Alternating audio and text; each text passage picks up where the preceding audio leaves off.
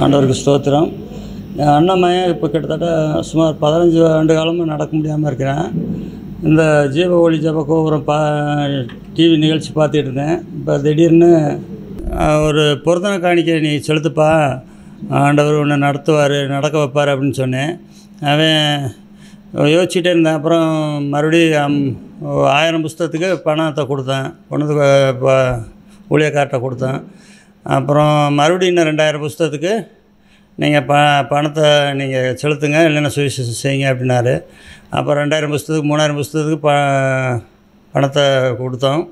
இப்போ அவனுக்கு வந்து அந்த பொருத்தனை காணிக்கையின் மூலமாக ஆண்டவர் பரிபூர்ண சுகத்தை கொடுத்துட்ருக்காரு. இடுப்பில் பலன் இல்லாமல் இருந்துச்சு, இடுப்பு பலன் வந்திருக்கு.